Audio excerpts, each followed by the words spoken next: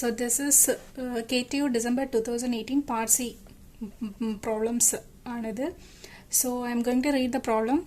In a rectangular channel 12 meter wide and 3.6 meter deep, water is flowing with a velocity of 1.2 meter per second. The bed slope of the channel is 1 in 4000. If the rate of flow if the flow of water through the channel is regulated in such a way that the energy line is having a slope of this much, find the rate of change of depth of water in this channel. So first, after reading the problem, you have to write the given data. What are the given data? Given data is the channel is a rectangular channel. They have given the width as 12 meter and the depth is 3.6 meter and the velocity is 1.2 meter per second. Bed slope is S0. The notation is S0 is equal to 1 in 4000. The slope of the energy line SF is equal to this much. What we have to find? They ask us to find the rate of change of depth of water in the channel. That is dy by dx. That is the water. They have given the bed slope S0 and the energy line SF. You have to find the rate of change of water dy by dx. Whether it is rising or it is falling, they didn't ask you. They didn't ask you to find whether it is rising or falling. You have to simply find out what is dy by dx. Okay. The formula is dy by dx is equal to S0 minus SF divided by 1 minus F square. So there are so many formulas to find out dy by dx. If they have given normal depth yn and critical depth y and the actual depth y, critical depth yc and normal depth y, means you have to use the formula dy by dx is equal to S0 into 1 minus normal depth divided by actual depth the whole power 3.333 divided by 1 minus yc divided by y the whole power 3. If they have given normal depth, actual depth and critical depth, you have to use this formula for finding out dy by dx. But in this problem they didn't give any depth. They have given only the width of the channel, depth of the channel and simply the velocity. So simply we can easily find out the dy by dx by using this formula S0 minus SF divided by 1 minus F square. What is F? F is nothing but Fruit's number. As they have given velocity, you can easily find out what is Fruit number by using the formula V divided by root of G into Y. Okay. They have given Y is equal to 3.6 they have given in the problem. So you can find out what is F and finally F square. After finding F square, substitute in this equation and to find out what is dy by dx. Okay, S0 is given, SF is given. So you can easily find out what is dy by dx. If they have given normal depth, critical depth and the actual depth, you have to use this formula for finding out. If they didn't give any depth and all, you can use simply this equation S0 minus SF divided by 1 minus Fruit number the whole square, so that you can easily find out what is dy by dx. Clear? The next problem is the resisting force F of a plane during flight can be considered as dependent upon the length of the aircraft L, velocity V, air viscosity mu, air density rho and the bulk modulus K. Express the functional relationship between these variables and the resisting force using dimensional analysis. So you have to first write down the given data. F is directly proportional to the length, that is L, velocity V, viscosity mu, density rho and the bulk modulus K. So after writing the given data, what we have to find? You have to find out the relation between this F and all the other variables. So you can do the dimensional analysis using two methods. One method is Rayleigh's method and another one is Buckingham's pi theorem. So when we have to use the Rayleigh's method, if the variable is less than 4. You have to go for Rayleigh's method. If it is greater than 4, you can generally prefer, you have to prefer only Buckingham's pi theorem. So for applying that, first you must know the dimensions for all the variables. For that, draw a tabular column. What are the variables? Write it down. And what are their dimensions? Write it down. Corresponding to that variable, write down all the dimensions. So here first one is, this is a force. This force F is equal to F, it is a variable. And what is the dimensions? ml t power minus 2. Mass into acceleration, so ml t power minus 2. Length, F is dependent on all the other variables. So correspondingly, you have to write their dimensions. Okay, L, velocity lt power minus 1, mu m l power minus 1, t power minus 1, rho m l power minus 3, and bulk modulus m l power minus 1, t power minus 2. Okay, after writing the dimensions, just check it out. How many pi you have to find it out? You have to find number of pi terms. How many pi terms you have to use for finding out the relation between this F, force, and the dependent variables. Okay, so number of variable n is equal to 6. So totally we are having 6 variables. So number of fundamental terms used is 3. How we have found it out? Here in all the term we are having m, l, and t. So number of fundamental terms used is equal to 3. Number of pi terms will be n minus m. So number of variable is 6 minus 3 is equal to 3. So F is equal to, F is a function of pi 1, pi 2, pi 3. So pi 1 is equal to repeating variables L, V, rho into the remaining variables F, mu, and K. L power A1, V power B1, rho power C1. After writing the pi terms, you have to take the first pi term and write all the dimensions, and equating the powers of m, l, and t, you will get one pi 1. The equation of pi 1, that is F divided pi 1 is equal to F divided by rho L square V square. In similar way, you have to find out what is pi 2 and also pi 3. After finding all the pi terms, write the general equation. F divided by, this is your pi 1, this is your pi 2, and this is your pi 3. So take this term in the left hand side and the remaining terms to the right hand side with some constant phi of this much. So you can write it simply as such, or you can write it in this term also. F is equal to rho L square V square phi into the relation. Clear? So if the variable is greater than 4, you have to go for pi theorem. For solving the dimensional analysis using pi theorem, you have to find out the number of pi terms you have to use. For that, the equation is n minus m. What is m? N is the number of variables and m is the number of fundamental terms used. This is very, very, very important. Okay. The next problem is the normal depth of flow of water in a rectangular channel 1.5 meter, wide is 1 meter. The bed slope of the channel is this much and n, Manning's constant, is this much. Find the critical depth. That is, you have to find YC.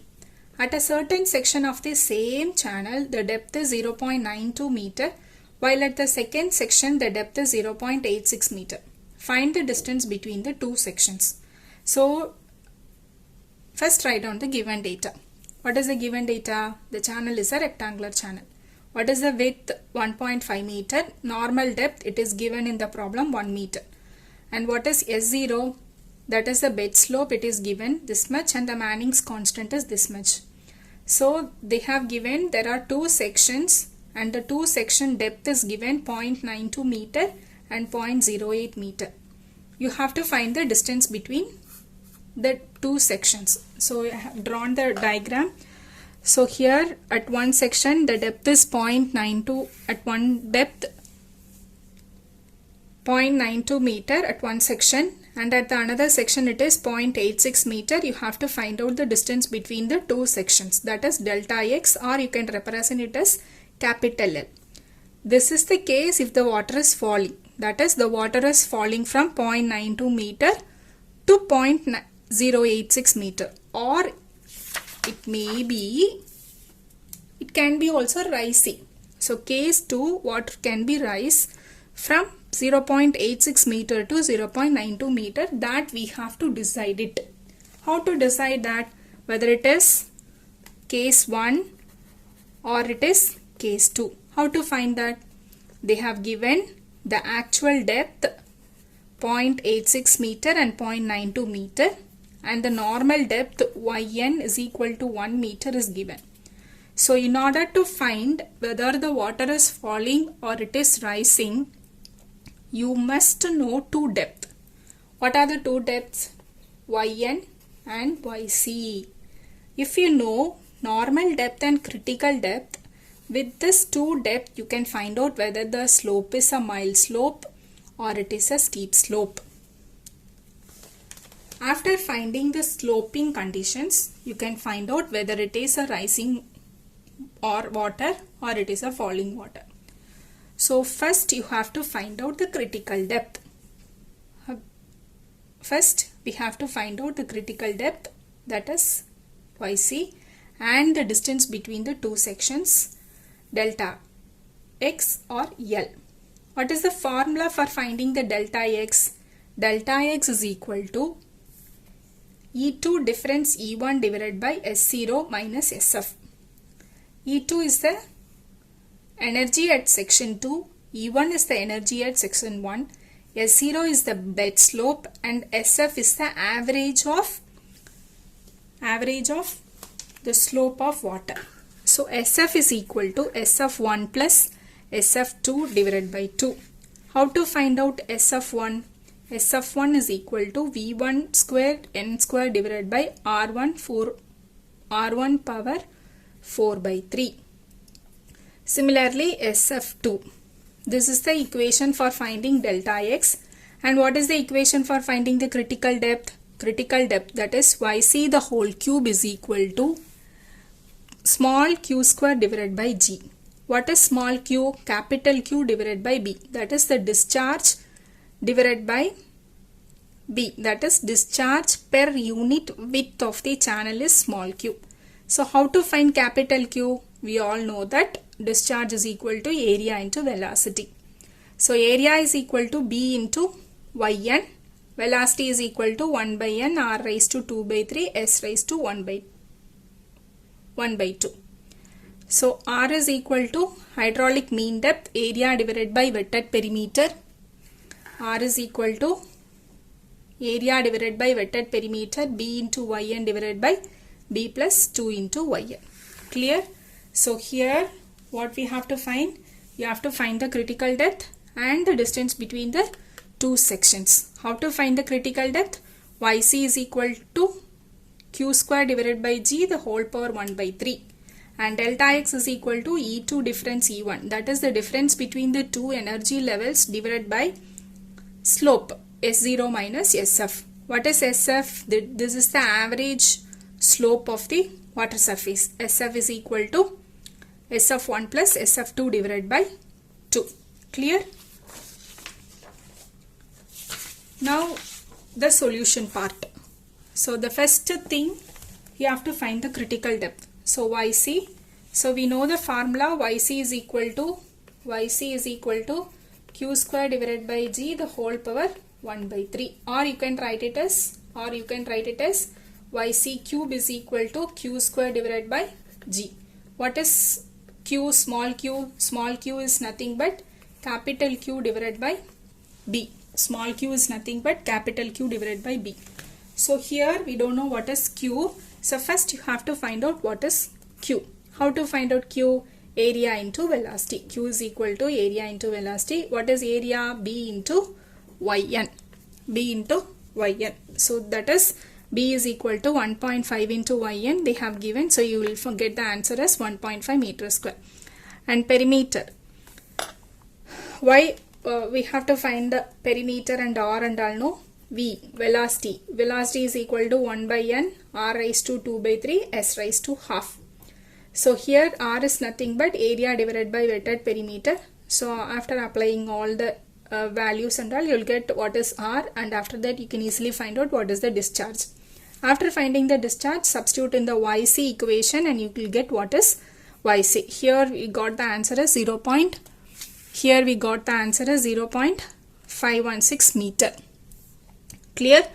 So here they have given the value normal depth yn is equal to 1 meter, and we got the answer critical depth yc is equal to 0.516 meter. So yn is greater than yc. What is this condition? This is a mild slope. Okay. If yn is less than yc means then it is a steep slope. Okay. Don't forget, yn is less than yc means steep slope.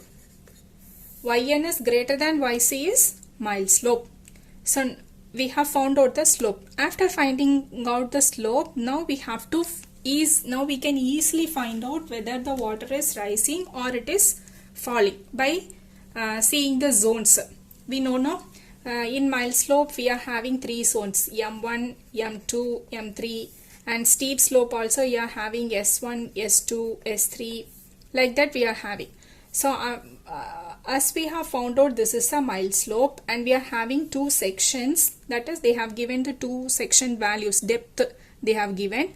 By drawing that, you can easily find out at which zone the water is there, water surface is there. From that you can easily find out whether it is coming under M1 profile or M2 profile or M3 profile. So the first zone and the third zone, that is 1 and 3 will be the rising profile and second will be the falling profile. This is very important. The first zone and third zone will be rising. The second zone will be falling. Okay. After drawing the diagram, we can easily find out whether the water is rising or falling. Okay. Now we can draw the diagram. So this is the slope, with slope is 0. This is the normal depth yn. They have given the 2 sections 0.92 and 0.86. Okay. Critical depth 0.516 is given. So here yn, that is the normal depth is greater than y, both y, that is 1 meter is greater than 0.92 meter and 1 meter is greater than 0.86 meter, and this y value, that is the actual depth, is greater than yc value, that is a critical depth. So it lies under M2 profile. Clear? We are drawing like this, 0.516, here it is 0.86, 0.92, and this is 1 meter. So we can also draw like this, but the rising profile will come only in the first and third, not in the second profile. So we can't draw like this. So this is the answer for this one. The water is a falling zone. The water is falling. That is yn is greater than y and greater than yc. So M2 profile. So after writing this M2 profile, the water is a falling profile. After finding out, you have to find out the delta x. So for finding out the delta x, you have to find the E1 and E2. So here E1, here E2. How to find out E1? E1 is equal to y1 plus v1 square divided by 2g. How to find out velocity? Discharge divided by area. Discharges already we found it out, 1.74 meter cube per second. From that you can find out what is v1. After finding this, after finding the velocity, substitute in energy equation E1 y1 plus v1 square divided by 2g, you will get what is E1. And SF1 v square n square divided by r1 the whole power 4 by 3. How did we arrive this formula? Simple. V is equal to 1 by n r raised to 2 by 3 s raised to half. We know this equation. So instead of s, we are substituting SF is equal to SF per half is equal to V into n divided by r raised to 2 by 3. So SF is equal to V square N square divided by R raised to 4 by 3.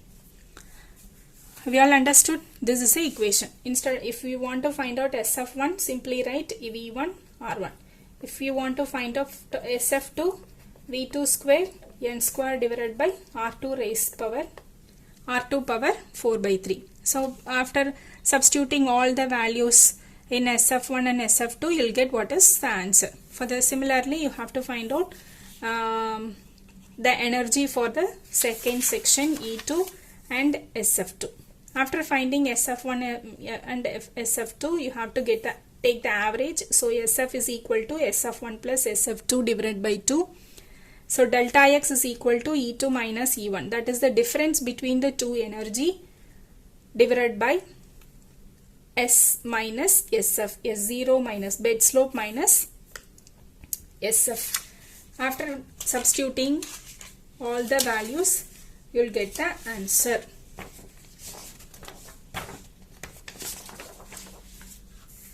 So delta X is equal to 234 meter. So after finding out, you have to draw the diagram. 1 meter, Y1, Y2, YC. This is a M2 profile and the distance between the two sections. Clear? Once again, I am repeating this. Two cases. We are having two cases, case 1 and case 2. They have given normal depth YN, that is 1 meter. Okay, and we found out the critical depth is 0.516 meter. And one thing is, two sections they have given, one is 0.86 and another one is 0.92. So here 0.86 and 0.92. If you are drawing like this from the critical depth, here the condition is like this, from critical the water is rising and it is joining the normal depth, but it comes under the second zone. Clear? This is a first zone, this is a second zone, this is the third zone. It is a second zone. As per our rule, the second zone is only for falling, not for rising. So you can't take this. Okay, so that's why we have drawn like this. This is a normal depth YN is equal to 1 meter. And this is a critical depth 0.516 meter YC, and the other condition 0.92 and 0.86. The water is falling down. So you are taking, this is a M2 profile. Clear? Model of rectangular pier 1.5 meter wide and 4.5 meter long in a river is built to a scale of 1:25. The average depth of water in the river is 3 meter. The model was tested in a laboratory where the velocity of flow was maintained constant at 1.65 meter per second. It was observed that the force acting on the model was 3.92 Newton and the height of the standing wave was 3.5 centimeter. Determine for the prototype. These are the things you have to find out for the prototype. What are the things? You have to find the corresponding speed, force acting on the prototype and the height of the standing wave for the prototype. Okay, so first you have to write down the given data. What are the given data? The model is, the ratio they have given 1:25. So 1:25 is model is to prototype. So LM is to LP is equal to 1:25. So you'll get LP is equal to 25 LM, or you can write it as LR is equal to LP divided by LM is equal to 25. Okay, of standing wave is 3.5 meter, 5 centimeter they have written, and velocity for the model is 1.65 meter per second and the force in the model is 3.92 Newton. What you have to find out? You have to find the velocity for the prototype, force and the height of the standing wave for the prototype. You have to find. What is the formula? We know that HP by HM is equal to LP by LM is equal to LR. And also VP by VM is equal to VR is equal to root of LR. That also we know. And FP by FM is equal to FR is equal to LR cube. That also we know. So here, what is the solution? First find out VR is equal to square root of LR. So VR is equal to VP by VM, root of 25 is equal to 5. From that you can easily find out what is VP. VP is equal to 5 into VM. VM is given, so you can easily find out what is VP. FP by FM is equal to, FR is equal to LR cube, that also we know. LR is nothing but 25 the whole cube. So into FM, force acting on the model they have given in the problem, that is 3.92 Newton. So you can easily find out what is FP. And what is the standing wave? Height of the standing wave at the nose, that is for the prototype. HP by HM is equal to, LR is equal to 25. HP is equal to LR into HM. HM is standing wave for the model, that is 3.5 centimeter. It is given in the problem. So you can easily find out what is HP. So these are the, and finally you have to write down the result. Velocity for the prototype, force acting for the prototype, and standing wave for the prototype. That also we can find it out. Okay, you have to write it down. Okay, clear?